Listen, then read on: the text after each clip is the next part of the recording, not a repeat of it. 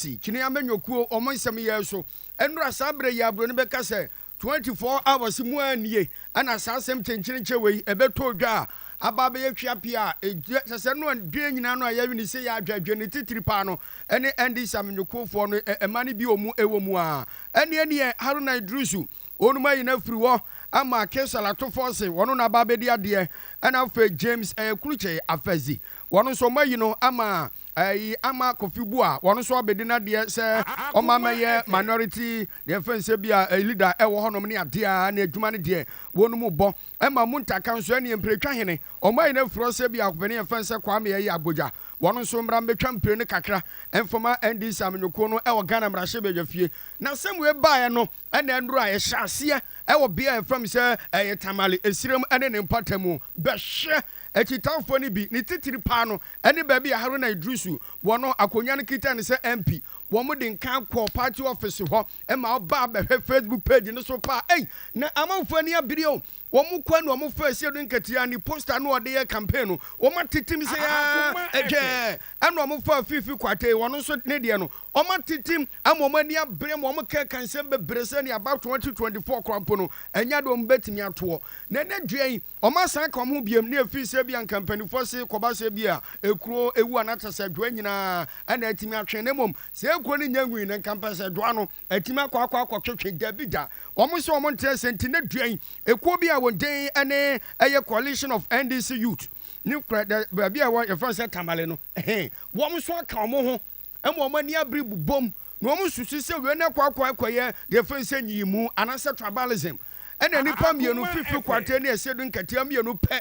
ene o makwakwa tadua na chi huntadua chiri ene o mtoto abo eba park no so no mo susu se anse Haruna Idrisu wo ye dagomba ni nti ana fifi kwate ne esedi nkatia kwata baabi a omo peso pani no se bi na enu aduane enu so timi bono wom sisi ya na beko a kwapem sam panifo be o ma dwere se decision o ma take no be san dane no ekura so waka ma wanwe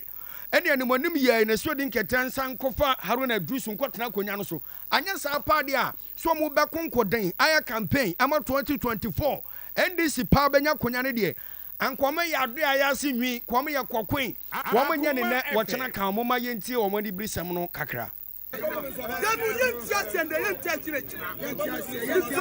yefanu ope atamo patama ba mi ka chira se ya dago mbafuo no omko kan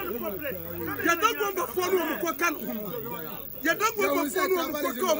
ko omu yi omu taba yedi mo mu Haruna Idrisu nyami achira na dada nyami wachira na dada azere ka champese hu se the chairman the whole Ghana party no oti bu kopi motor basket ko improve na rade to one do di na one obakwa no yo one eno obakwa enti party ni party ni ye pen ntakobia yesu abaya asubie ya empinu no ana ya present no on ye go no already ya pen ntakobia ana ye pen onyunu no nsambla enyeso mu ya interview no kan kwata sase onu oya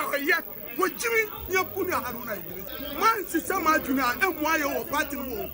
2024 no who say who ye bio who party e dey na we 2024 no omubu ye no dey na utumi ye tachima city utumi wa se katia ukwo boss no utumi ye figure no e dey kwasa sam na wodi e dey kwasa sam na wodi wo party kaish David hey masa hadai anibra has come what anibra more fire among for tujagum ewo ayi tamale ne mpatamu isiremu antam ho ene o mani abriki kamu amon sabi o mu hwabo mpanifo ni bi se David party etu de bra Facebook page sura ba hade se de anibra na domnie be ha papa se me ehun kakra no mo aye oye kire we the party no office original office or tamale bra Facebook page na be e ja dem e wa endi samnyoko no na chese 1 minute bia na wo num twabo o mpanifo no a Abusia yentoa ensem no eso e wo Obuasi is